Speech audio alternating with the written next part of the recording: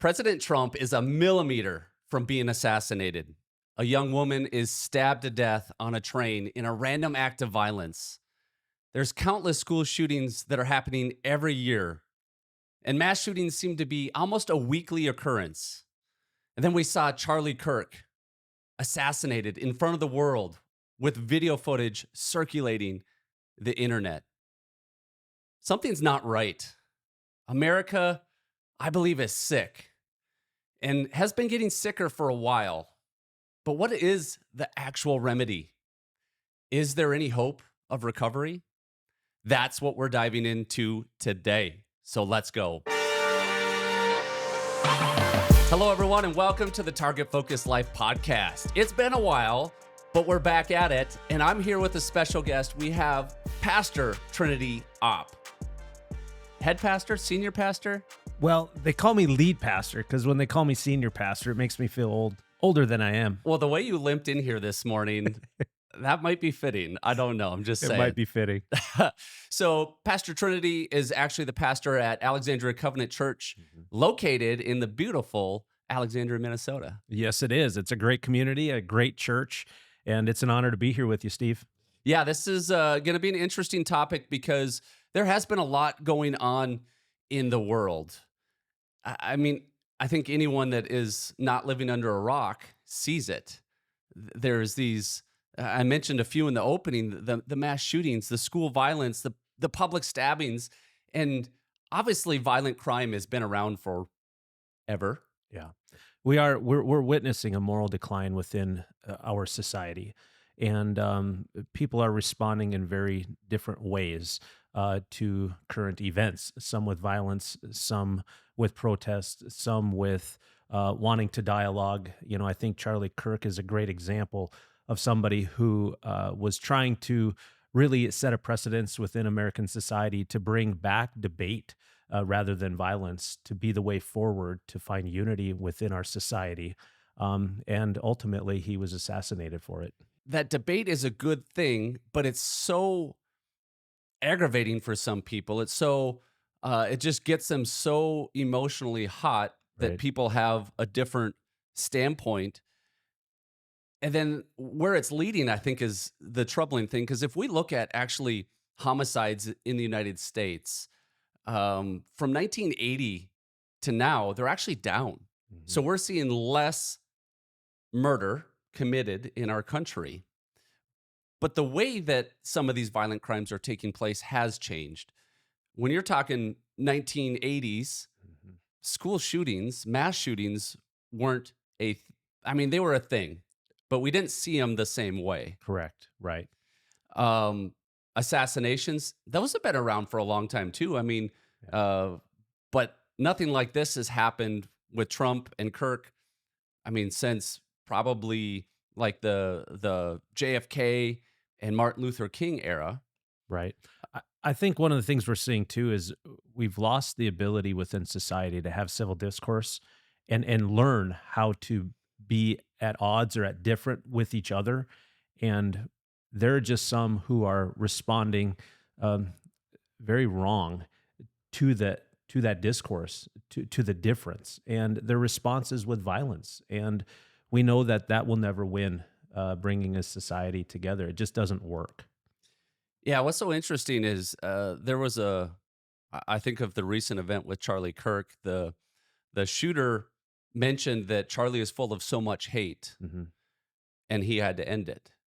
And so I think sometimes these people even believe that they have a moral high ground, that Charlie Kirk's full of hate, therefore I'm going to commit an act of violence and take someone else's liberty, their life from them. Yeah. Where does that come from? Well, I think, right now what we're seeing is within our society, there's such a difference and polarizing difference between views, whether it be the left or the right, whether it be political views, whether it be social or cultural views.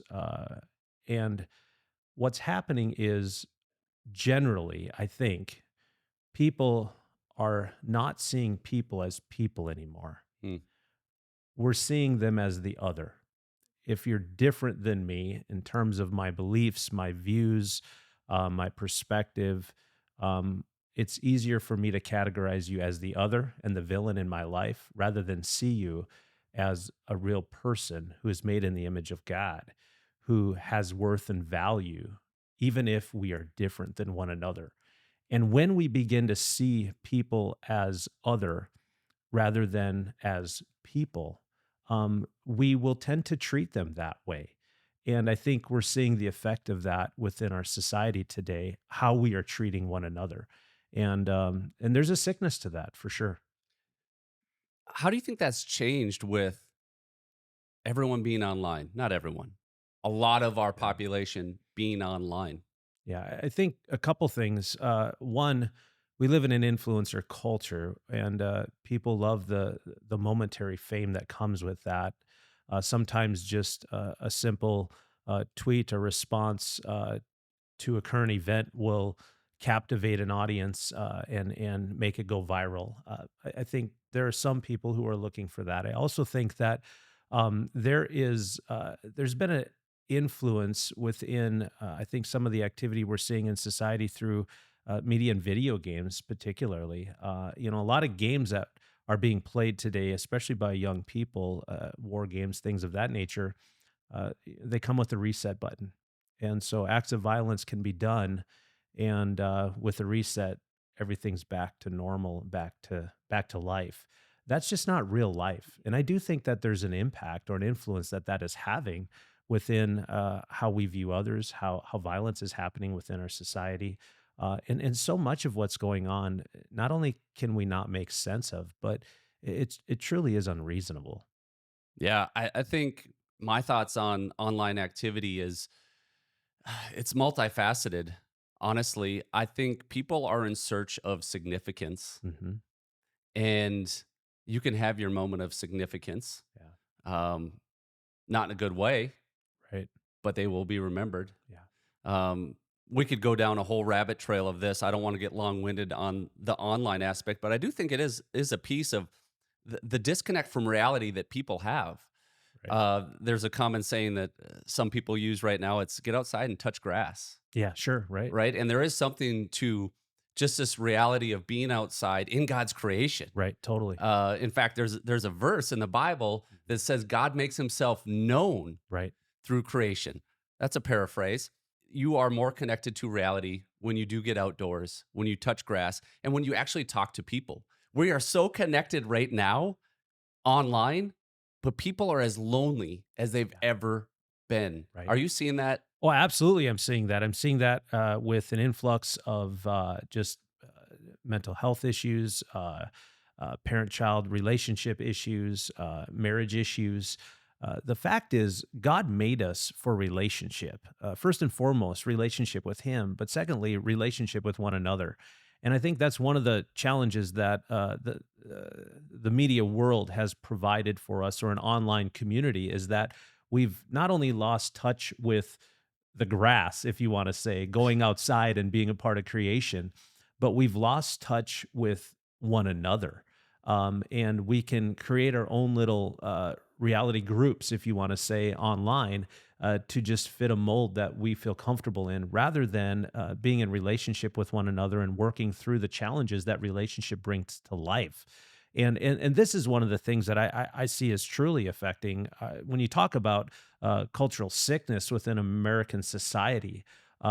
This is a huge part of our sickness. Families are broken, relationships are challenged. There is an isolation factor to people's lives that are certainly making relationship challenge. I'll give you just an example: devices, whether it be a phone, a tablet, computer, whatever.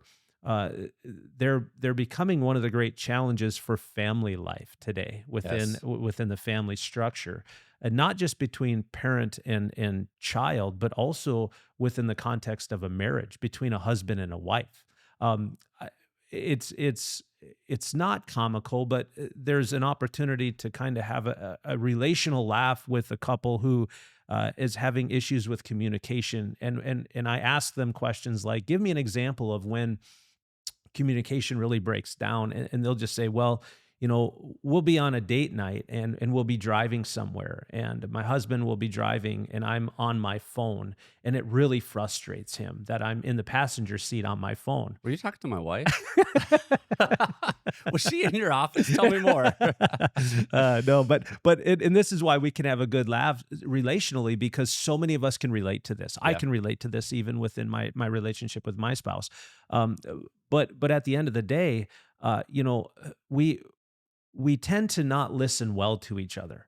The idea of having contact and truly listening, engaging in conversation, there is this adulterer that has entered into Mm. relationships that I call a tablet or a phone or a handheld device because it's a disruptor.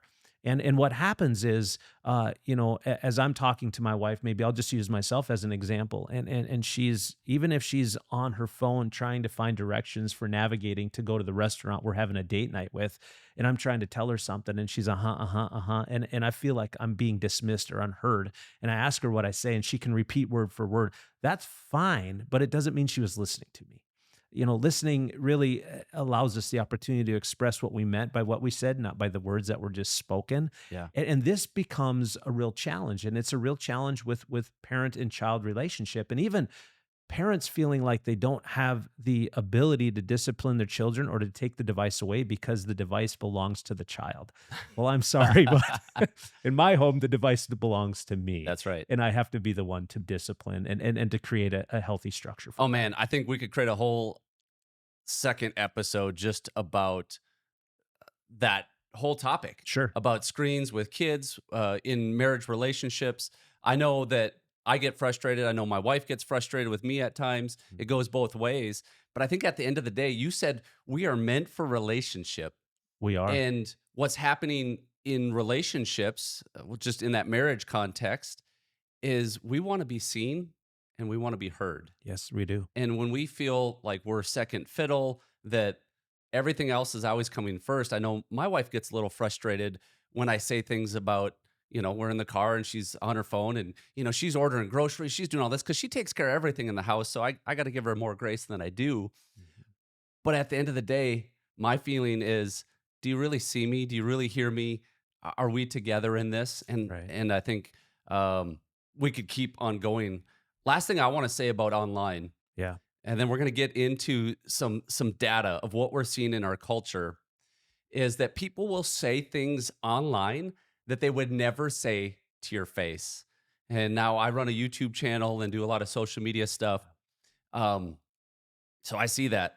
I see that. In fact, there was a comment. This is a minor one, but it was just the other day. Sure. Someone posted me shooting somebody's gun at an event where I shot it upside down over the head on a sporting clays course. It wasn't my gun. It had a suppressor. Like Yep. odds were stacked against me, but I'm there for a good time and I'm having fun with people. So Right.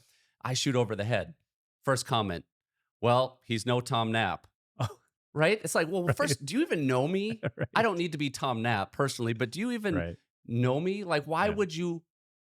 why would your first comment be a negative? Right. Basically saying you're not as good as this guy. Right. And I've got a lot worse over the years, many, many worse comments. But I think when you get in person, Yeah. those people would never say that. Well, it's because I think when we're in person, we see that we're real people. Oh, We yeah. can see each other. We can relate to each other. We're no longer maybe a virtual reality on the other end of a live stream or of a video game or something of that nature. That sometimes I think it provides that opportunity for us to see each other that way. When we're in person, I can touch you, I can see you, I can look you in the eyes. I'm also going to have a little more compassion for you because I'm just going to befriend you more than I'm going to become your enemy just because you missed your shot upside down shooting with something I could never do anyway. I hit it on the second shot. Sweet, It good was job. boom, See? and then boom, I hit it. Perfect. I felt pretty good about it. Well, you should. But I think the application here is don't say something to somebody online that you wouldn't say to their face. And then now there are some people that will say whatever to your face too, but realize that we are all people. Yeah, And- I think with that too, Steve. Something that we all must keep in mind is that living our lives with a posture of compassion, mercy, and grace towards the other. is what a life of humility actually looks like. Mm. And I think that one of the things that we would all be better for within the circles of our relationships, and even to increase the health of our society, if you want to say it that way, the health to the sickness that we find within America, is really acting with love and humility towards the other, even the other who is different than us. That we really see them as a person that is valued and that is to be treated with love and compassion. And so, oftentimes, I'm as a pastor, I'm subject to a lot of criticism as well, Hmm. both in person and online. And and one of the things that I've learned that has been really beneficial to me in responding and living in these tension points is the value of having a soft heart with thick skin. Mm. And so there's just things that we have to be willing to watershed, and yet with a heart of compassion, step into those difficult conversations, and to show and to be gracious to lead somebody in another direction, and help them maybe if needed. For most people, that's not natural. I don't think that's natural. I think that's an inside out change, and we're gonna get into that Yeah, I agree with you. in a little bit more detail here. But I wanted to go some quick data snapshots. I love looking at data, and I like AI because I can reference this data as I'm driving these days. I think it's super cool. My brain's always, I have a wonder brain. Mm. You know what a wonder brain is? Tell me about it. I wonder I imagined you did. is constantly going through my head. I wonder. So when I hear something happens in our society, Mhm. I say, I wonder. Yeah, I wonder how marriage has changed over the years. yeah, I wonder how divorce has changed, or kids growing up in two-parent homes, or church membership. And yeah. if we look at some of that information, I think it points in a certain direction. Let's look at marriage. In 1950, Yeah. 80% of, I believe it's age 25 or older, were married. Today it's 60%. Now, that's not necessarily saying anything in itself. It's just a piece of information. Sure. Less people that are 25 Yep. and older are married today Yeah. than they used to be. Something that's shifted. Now, we could go down a whole rabbit trail of what that actually means, but Mhm. let's just look at all these pieces, and then we'll start to put some of them together. Divorce, 1950, 20 to 25% of marriages. Yep. Today, it's 35 to 40%. But I would say it's probably actually higher than that. Yeah, some statistics will put on the north side of 50%. Well, and it depends where you're grabbing the data from Right on. and whatnot. But I Yep. also think less people are getting married, That's true. but they are living together in a de facto Yes. marriage. Right. And the data doesn't account for those people when they split. Correct. Children with two parents. How do you think Mhm. that's changed from 1960s to today? Oh, significantly, I imagine. 88% of children in 1960 timeframe had two parents. Yep. Today, it's less than 70. Yeah. So that's changing. Church membership. This is right up your alley. How do you think church membership from 1950s era to today has changed? Oh, a significant decline. Probably close to 50%. Yeah, the numbers that I got, and I know Barna does a lot of Yeah, research on right. this. I didn't necessarily reference Barna, but church membership in the 50s was like 70%. I think even Yep. the 80s, it was close to 70%. Yeah. Now Yep. it's 45. Yeah. No, Does that surprise you? doesn't surprise me at all. I see it. However, there is what you would say maybe a TikTok trend today, in the past couple weeks that we're seeing, and it's go back to church culture, and Go- so that's becoming a thing that we're seeing. You get all these trends that come through social media and other things of that nature. In the last couple weeks, we actually have seen, I think, across the board, a general surge in church attendance. People are reevaluating their lives in light of what's going on in our culture and considering going back to church. But these statistics you bring up, certainly, I think we see the symptoms of a morally declining society within all of these factors, whether it be marriage, family life, children not having two parents in the home, church attendance, things like that, things that have generally built a moral compass and a framework within family life and just American society that has been healthy in the past is being challenged today in a significant way. Yeah, and I think that's the part of the sickness that I alluded to in the opening. A couple points came to my mind. Hmm. You said this TikTok trend, get back to church, go back to church, Yeah. whatever it was. I heard a story. I don't know if this is true. You hear a lot of stories, but I guess Charlie Kirk, no matter where he was in the country, Hmm. would fly back home to go to church with his family Hmm. on Sunday. Yeah. Um, at a great inconvenience, Sure. I imagine. I Absolutely. thought that was uh, super cool. Christian identity in the Yeah. United States in 1950, it was about 90%. Sure. Today, any guesses? I'm gonna guess put it around 65, 70%. Yeah, the number I have is 62%. Sure. Yeah. Here's an interesting one: teen mental health. Yeah. 40% of teens report being sad or hopeless. Yeah. 20% have considered suicide, Yeah. and 10% have attempted. Right. That's alarming. It is alarming. We're both parents. Yeah, we are, and we have to take these statistics seriously, and recognize that in a society that is on the decline, that is symptomatic of being sick, uh, people all around us, including our kids, are looking for hope.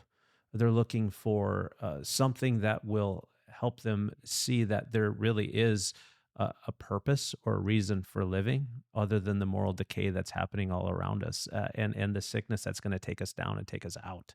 And I think this, as you bring up all these statistics, several things come to my mind, but one of them is the damaging effect that divorce rates are having right now, even on the lives of our children. When you think of children who are now in homes where there are not two parents, that's the direct effect or result of a divorce.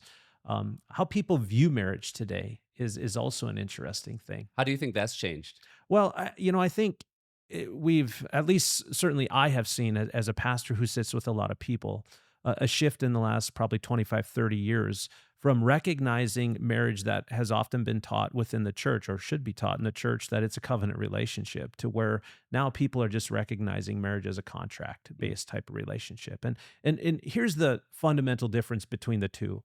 In a covenant relationship, I'm in it for what I have to offer you, and recognizing that the two of us will be better together. In a contract based relationship, I'm really in the relationship for what I can get out of it, not what I have to give to it. And that is how people are treating marriage today. They're in it until they've been fulfilled with all of their dreams, desires, and aspirations. And then when the other isn't contributing to what I desire, they tend to cut the contract and split, find someone else to do life with again. And this is the difference between being committed to a person and being committed to the marriage. To be committed to the person in the marriage is to say, I'm in it for all the reasons that a covenant would bring to our lives, that I'm in it for what I have to give to you. But a contract is all about me. And when it's all about me, my commitment is to me more than it is to us or to you. And when I feel like you've done all you can do for me, then I'm out. And that's significant. It's kind of a self-serving. It's very self-serving, and our kids are witnessing this in the world today. Parents, I'm sitting with too many parents who are married 20, 25 years, 30 years, and are choosing divorce. And I think it's symptomatic to them being committed to the marriage more than the person. And I'll give you an example of this. A lot of them are sitting around saying, hey, we've learned how to do life together up to this point. We've stayed married for the kids. We've stayed married because we own a business. We've stayed married because of the house, the finances, the reputation, all the things. But now that the kids are grown and gone, we're entering retirement. We have the next 25 years ahead of us. We're looking at each other and we're saying, I'm not sure I know you. I'm not sure I like you, and I'm not sure I want to do the rest of my life with you. Oh, And they're choosing divorce, sadly. But our children are being witnesses of this. These are the examples, and one of the things that it's caused me to recognize and realize is that in that situation, these two individuals actually never invested in their marriage. They just invested in maybe family life or the rest of their life, but they forgot about their marriage. And at the end of it, it ended because they really didn't build the relationship that God intended them to have within the context of their marriage. yeah. And when you look at the cascading effect of that, I know a lot of people, they think they put their kids first. Yeah, And we do want to, I mean, we have an obligation to our kids we do. to love for them, nurture them, care for them, lead Absolutely. them. Right. But if we don't put our marriage above our kids, Right. then the cascading effect when that falls apart damages, or Absolutely. maybe damages isn't the right word, but it has a negative impact. It hurts the kids. Well, absolutely does. Just like God has placed for us structure within society in order for us to have order and civility together, He's created that for the family as well. And so, in our lives, the order that God has designed our relationships to happen is our relationship with God first. If we're married, our relationship with our spouse second, and then our children third, and so on and so Mhm. forth. And that's where a lot of marriages and I think family lives are crumbling today, is that parents are putting their children before their spouse and the marriages are falling apart. Therefore, then the family falls apart. Then we have a society who begins to crumble because the structure that is going to hold society together, that begins with the family, is all of a sudden broken and fallen apart. There are so many topics here that we're just touching the surface on that I think we Yeah. could go really deep on. But there seems to be this disconnect when these atrocities happen in the media. People are shouting for answers, Right. rightfully so. Yeah. Some go straight to the guns. Hey, we need to remove guns. Yeah. There's an argument to be made for that. I'm not here to talk about guns. Y'all know that I make my living shooting guns, so I'm probably pretty opinionated on that. Um, but at the end of the day, we have people and we have tools and items, Yeah. right? The tools and items, gun is an item, a knife is an item, a car is an item, a bomb is an item, whatever, a bat is an item. We can harm people in a lot of different ways. In fact, the first recorded murder that we have, according to the Bible, is Right. Cain and Abel, Yeah. right? Right. And Cain murders Abel. Hmm. I got that right? Yeah. I always second guess myself. Was it with a rock?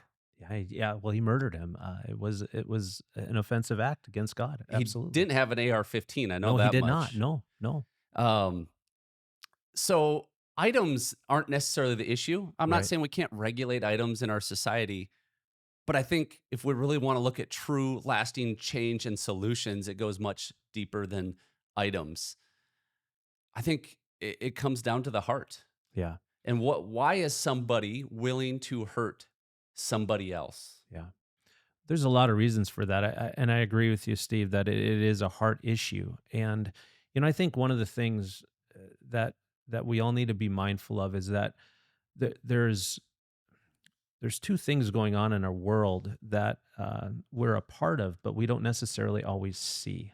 And there is God who's actively pursuing humanity to reconcile them back to Himself. The sickness that we all have, that we share, is really called sin.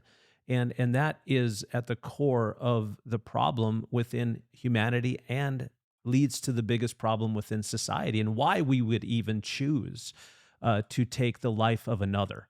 That is a sin issue. Um, but also, there is another mission going on in this world that Satan is leading, and that is ultimately to kill, steal, and destroy all that God is intending to do for good. And the Bible tells us that the battle between us in this world is not against flesh and blood, but it's against the spirits and the principalities and the powers of this world. We just happen to be a part of this battle that rages within the spirit realm that we are placed. And that might sound kind of like far out to some people who are listening to this, but at the end of the day, one of the things that we must recognize is that when God created this world, He created it good, and He created humanity very good, and He actually enjoyed relationship with people on this earth. And out of an act of disobedience, sin has entered the world, which has affected all of us, which has led to the decline within our own civil society that we see, which is the real issue, that America is sick. We all have a sickness we share. It's called sin. So now there's probably a lot of people. Obviously, you're a pastor. They may be tuned out right away. Sure. There are people that just, church, religion, Christianity, whatever it is, Yep. they don't need any of that, don't want any of that, but if they are still with us, I thought of this analogy as I was driving because when I was young, I thought of church, Christianity, as a Yeah. bunch of rules Sure. that kept me from living my best life Yep. and having fun. But then now, as a parent and as a believer in Jesus, I look at it much differently. As a parent, we set guidelines and rules for our kids. Why? It's not because we don't want them to have fun. I have to remind my kids of that. Absolutely. It's like the rule that I have put in place for you Yep. is for your good. And because I love you. Yes. They don't always like to hear that. No, and it doesn't make sense. And I remember being that age and none of that made sense. It takes a while sometimes. And even as adults, it might take a while to realize that God, the creator of the universe, has put boundaries and rules in place, Right. not because he says, I don't want you to have fun. I don't want you to enjoy this life, but because he says, I know what's best for you. That's right. And these rules and these boundaries, I have created them so you could Yep. have life Yep. and have it abundantly. That's right. I believe that's somewhere in John. John 10:10. Yeah. Yeah. And God gave us a way of redemption. You talked about that sin issue. Yeah. And I said it sounds hopeless, Yeah. but he didn't leave us hanging there without a way to resolve that sin issue. No, he really didn't. And this is the thing that Steve, I think in the world that we live right now, people are asking questions and they're wanting answers.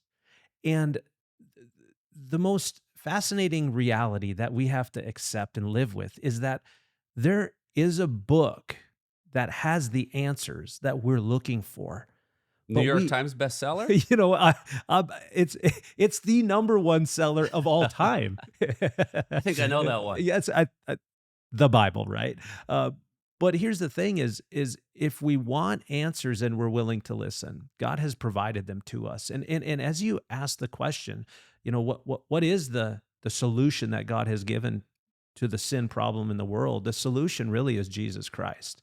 It is all about Jesus. And I know that that's something that Charlie Kirk has put out on social media that has been repeated by other athletes and that has created a firestorm and a loss of followers. And you may lose followers because we're here talking about the fact that it is all about Jesus, but it really is.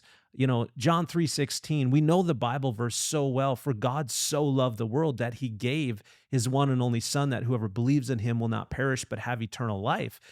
The next verse, though, is fascinating too, because it says that God didn't send his son into the world to condemn the world, but actually to save the world through him. And this is a message of love for all of humanity. And this is a message that we must proclaim because it is the solution to the problem that we have in our world today. And it always has been the solution. God's solution for the sin problem that has created sickness within all of humanity is Jesus. He is the only hope that we have in this world. Yeah, it says he is the way, the truth, and the life. That's right. And I think maybe an issue that people have is they look at Charlie Kirk Yeah. and they say, well, he's didn't live it out perfectly. Yeah. Like he's what do they call that? A hypocrite. I Sure. think that's a common criticism of Christians. He was a hypocrite. And they probably look at me and say the same thing because guess what? I far from live out the Christian faith perfectly. Yeah, so do I. But there's growth in that. Like Right. when I gave my heart to Jesus, so much changed. Yeah. Right off the bat. It was amazing. And it wasn't just an act of the will of, I'm going to be a better person. I'm going to stop caring about this. I'm going to start caring about family and all these different things. It was kind of a miraculous change, but there's also areas in my life that have been a lot slower to change. And when I reach perfection, well, it won't be here in this life, Right. because I still fall short of God's perfect standard. But he does have a standard, and he has gave us a way. Yep. And as we were talking before this podcast, it really comes down to the heart. Yeah. And our society's sickness is a heart sickness, It is. not one that can be fixed with statins. That's right. Absolutely. So where do we go from here? Well, I think we recognize that we all have the same heart issue. Earlier I talked about living with humility towards one another. Mm. That as a pastor, especially in difficult situations, I've learned the value of having a soft heart with thick skin. And you said that's not natural. No. You're right about that. That's one of the heart changes that God does in our lives when we recognize our need for Jesus Christ and we submit our lives to Him. And where we go from here is realizing that with Jesus being the only solution and the only hope in this world, is there's a lot of ways we can point fingers and look to the other, but I think we begin by looking in the mirror and doing some self analysis about who am I and how am I going to respond to what's going on in the world today. And if I'm going to have any hope based on living a life that is going to be bringing positive contribution to society so that we can become a better place together, uh, it starts from the inside of Mm. me. And for all of us who are listening today, this is true for all of us. I think taking some honest reflection of, what is it in my heart that is making a contribution to the sickness in America today and to the world that we live in? It is my sin. But here's the cool thing. God has said, I have a solution to actually forgive that sin and to make a heart change in you and in me that will allow for us to live the life that God intended for us in this world. And that's simply just acknowledging that we need Jesus, calling on Him. He will do the heart change. And as that heart changes within all of us, that effect and that impact will be felt by those around us. Oh, that's very well said. So we've talked about a lot of things today. We've talked about symptoms and stats and what's going on in our world. And at the end of the day, I think some practical application is number one, be careful what you consume. Yeah. There's a verse that says, do not be conformed to the patterns of this world, but be transformed through the renewing of your mind. I believe that's Romans 12:2. Renewing our mind. Now, obviously that has in the Bible has a certain context, but I think there's just a general wisdom in that of Right on. what we're consuming and binging in our lives Yes, has an impact to our hearts and minds. it does. Number two, be careful how much you consume. Yeah. And I think we can all easily fall prey to this because our human nature, our tendency is we want to be comfortable, we want to be entertained, we want to be stimulated, Yeah. and our tablets, our phones, our TVs can do that with minimal effort. Yeah.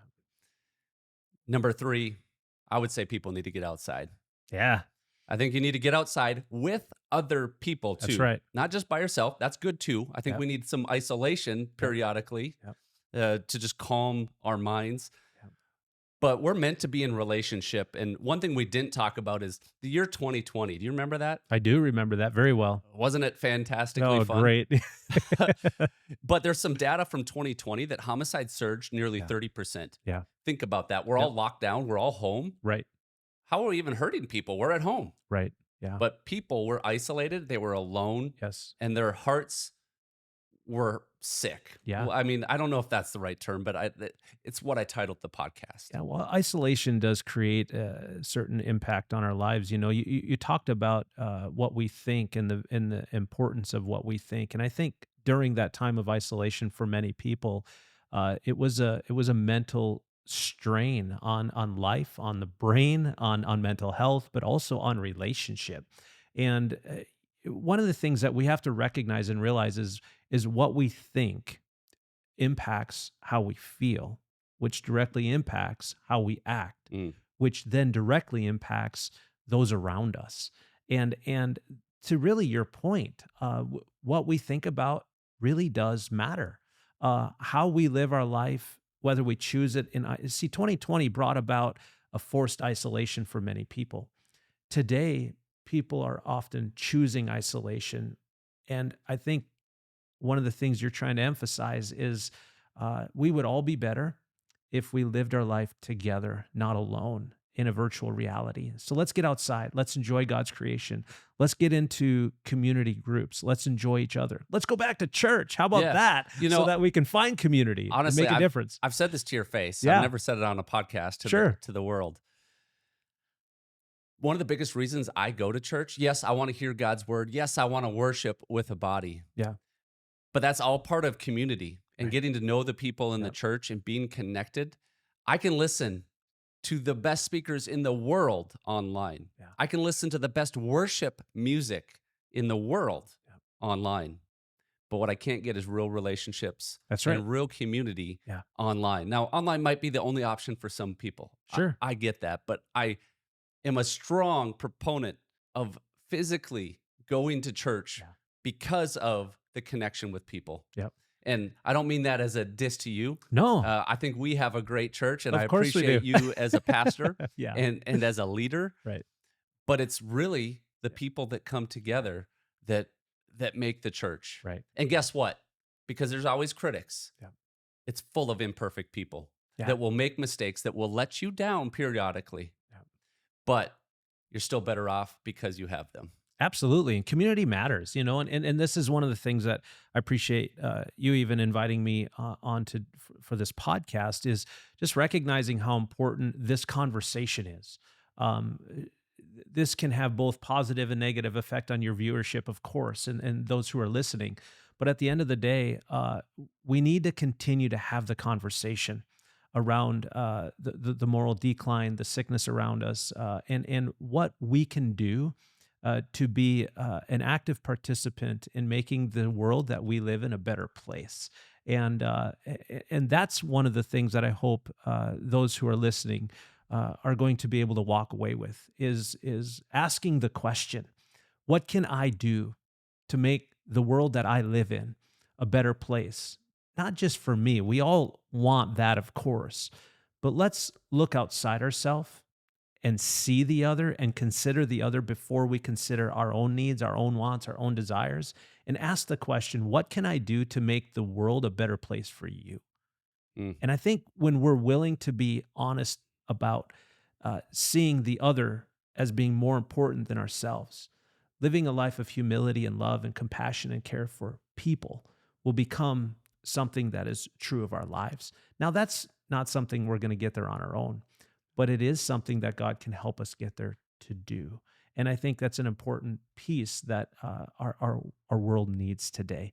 More people who are willing to see other people before they're willing to see themselves. Yeah, and you said we can't get there on our own. No, So we as we can't. close this out, if someone's to the point, I've tried it this way, Yeah. what I'm doing's not working, I need something different, and they realize a need for Jesus. Yeah. What step do they take from there? I like how you phrase that, because when we do it on our own, that's called religion, and that can lead to behavior modification. That's not what we're talking about. We're talking about genuine heart change, finding spiritual life that leads to a life God intended for us in this world. The only way we get that is by looking to Jesus Christ, asking him to forgive us of our sin, asking him to bring life to us, to lead us, to guide us, and then to actually follow him by faith, which is a relationship that is based on God's grace, not based on our works. So none of us get to boast about it or brag about it. Paul says that in the book of Ephesians, chapter 2. And find a faith community that you can be a part of so that you can grow up in Jesus. We're not meant to do life alone. We're meant to do life in community and in relationship with God first, in community and fellowship with others second.